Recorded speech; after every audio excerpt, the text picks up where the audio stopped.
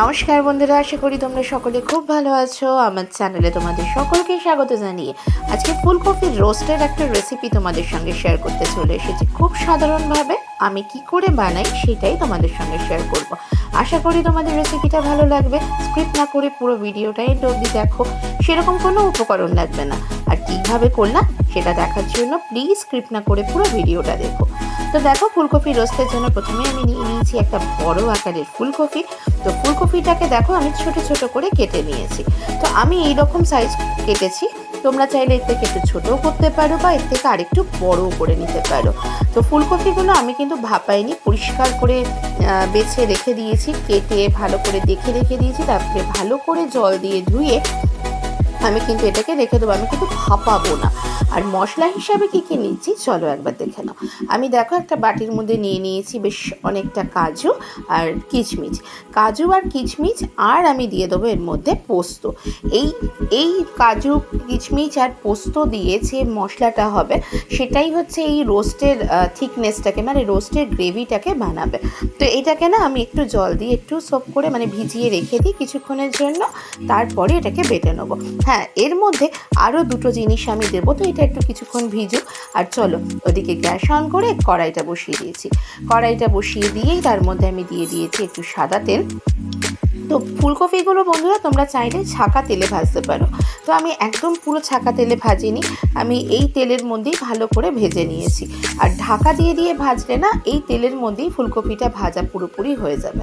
তো তেলের মধ্যে আমি কোনো ফোড়ন দিইনি, তোমরা চাইলে এখানে গোটা গরম মশলা ফোড়ন দিতেই পারো। তারপরে ফুলকপিগুলো দিয়ে ভালো করে ভেজে নিতে হবে। অবশ্যই ফুলকপি ভাজার সময় নুন আর হলুদ দিয়ে দিও। তো চলো রেসিপিটা দেখতে থাকো। ভিডিও চলাকালীন আমার নতুন বন্ধুদের উদ্দেশ্যে একটা ছোট্ট অনুরোধ, প্লিজ যদি তুমি নতুন বন্ধু হয়ে থাকো আমার চ্যানেলে, প্লিজ আমার চ্যানেলটাকে সাবস্ক্রাইব করে দেওয়ার অনুরোধ রইল।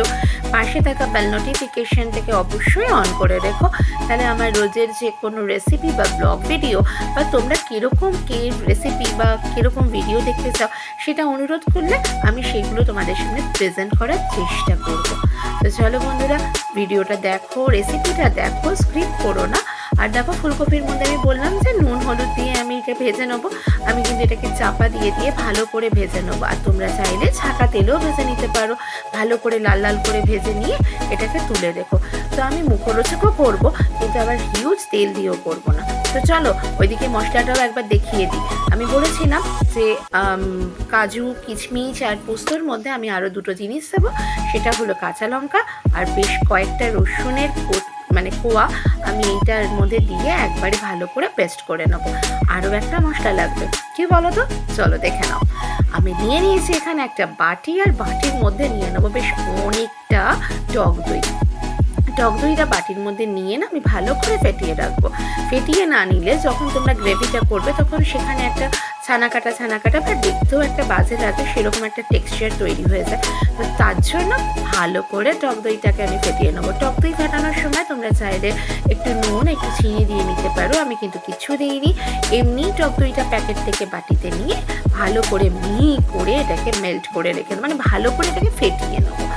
এদিকে দেখো আমার কিন্তু ফুলকপিটা ভাজা একদম হয়ে গেছে। যেহেতু আমি খুব হিউজ তেলে ভাজিনি তাই নিচটা একটু কালো কালো হয়ে গেছে, কিন্তু ফুলকপিগুলো একদম ঠিকঠাক ভাজা হয়েছে। এর থেকে বেশি লাল করে ভাজার কোনো প্রয়োজনই নেই। আর তোমরা চাইলে এরপর ফুলকপিটা কড়াই থেকে তুলে নিয়ে কড়াইয়ের মধ্যে গোটা গরম মশলা ফোড়ন দিতে পারো, তেজপাতা ফোড়ন দিতে পারো।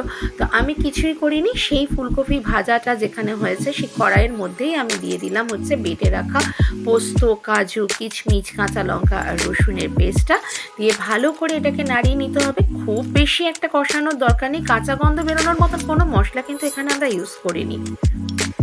আর জল হিসাবে যদি তোমরা যেটা ইউজ করবে সেটা মিক্সার গ্রাইন্ডারের জারটা ধুয়ে সেই জারের ধোয়া জলটাই কিন্তু দিও, বেশি জল দেবে না বন্ধুরা। আর এই শীতকালে না ফুলকপির একঘেয়ে তরকারি খেতে খেতে যখন বোর হয়ে যাবে তখন চটজলদি এই রকম রোস্ট বাড়িতে একদম ঘরে থাকা উপকরণ দিয়েই তোমরা ঝটফট বানিয়ে নিতে পারো। আর এই রেসিপিটা কিন্তু লুচি, পরোটা কিংবা ভাত দিয়ে জাস্ট জমে যায়। তো দেখো ফেটিয়ে রেখেছিলাম টক দই, তো টক দইটাও কিন্তু তারপরে আমি ফুলকপি মশলাটা দিয়ে একটু কষিয়ে নিয়ে তারপরে টক দইটা দিয়ে ভালো করে নাড়িয়ে নেবো। এরপরও যে জলটা দেবো সেটাও কিন্তু সেই বাটি ধোয়া জল। টক দইটা যে বাটির মধ্যে আমি ফেটিয়েছিলাম সেই বাটি ধোয়া জলটাই কিন্তু ফুলকপির ওপরে দিয়ে দেবো।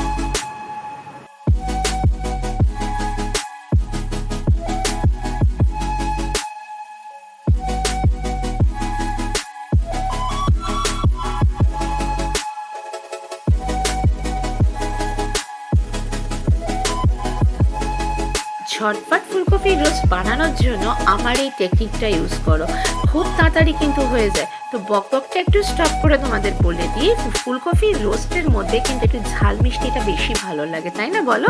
আমি কিন্তু দেখো একটু বেশি পরিমাণের এখানে চিনি দিয়ে দিলাম, আর স্বাদটা একটু ব্যালেন্স করার জন্য আমার আগে নুন দেওয়াই ছিল, তো আমার মনে হলো নুনটা একটু কম, তাই জন্য আরেকটু নুন দিয়ে দিলাম। এরপরে আর কিছু না, এটাকে একদম সিম আছে ঢাকা দিয়ে গ্যাসের উপরে বসিয়ে রাখতে হবে, তাহলে প্রত্যেকটা মশলা ফুলকপির সঙ্গে ভালো করে মিশে যাবে, আর তারপরেই নামিয়ে দিলেই একদম রেডি। তো বন্ধুরা, তোমরা চাইলে এর মধ্যে কাসুরি মেথি দিতে পারো, আরও ধনে পাতা দিতে পারো, যেটা ইচ্ছা দিতে পারো, কিন্তু আমি বলবো ঠিক এই অবস্থাতেই এটা একটু সিম আছে ঢাকা দিয়ে রেখে দিয়ে তারপরে সার্ভ করে দিলেই কিন্তু একদম ওয়াও করার স্বাদের ফুলকপির রোস্ট তোমরা পেয়ে যাবে ঘরে থাকা সাধারণ কয়েকটা উপকরণ দিয়ে। আর সবথেকে বড় কথা, খুব কম সময়, ঘড়ি ধরে দেখলে দেখবে 10 মিনিটে তোমাদের এই রান্নাটা কিন্তু একদম রেডি হয়ে গেছে। দেখো, আমি বাটিতে কিন্তু সার্ভ করে দিয়েছি, আর গ্রেভিটা থিকনেসটাও দেখানোর জন্য বা বোঝানোর জন্য তোমাদের দেখিয়ে দিলাম ওপর থেকে দিয়ে, খুব একটা বেশি গাঢ়ও হয়নি আবার একদম পাতলা হয়নি।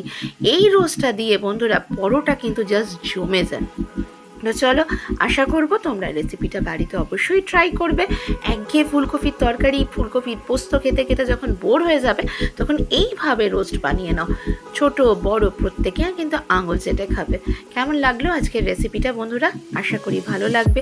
আর যদি কোনো তোমাদের এই রেসিপিটা নিয়ে মন্তব্য থাকে তাহলে সেটাও কিন্তু একটা ছোট্ট কমেন্ট করে জানিও। তো আশা করি তোমরা সকলে খুব ভালো থাকবে। আগামীকাল মকর সংক্রান্তি, পিঠে পুলির দিন, তো পিঠে পুলির দিনেও কিন্তু এই রকম একটা রেসিপি তোমরা সার্ভ করতেই পারো। পিঠে পুটি যখন খাবে তখন সেই মিষ্টি মিষ্টির ফাঁকে এইরকম একটা মিষ্টি ঝাল টকটক এই স্বাদের ফুলকপি রোস্টও কিন্তু জাস্ট জমে যাবে। তো চলো বন্ধুরা, আজকের মতন বিদায় নিচ্ছি, আবার দেখা হবে অন্য কোনো দিন অন্য কোনো রেসিপি বা পিঠের সাথে। সকলে ভালো থেকো, পিঠে এনজয় করো, মকর সংক্রান্তির শুভকামনা জানাই সকলকে। আবার দেখা হচ্ছে, টাটা।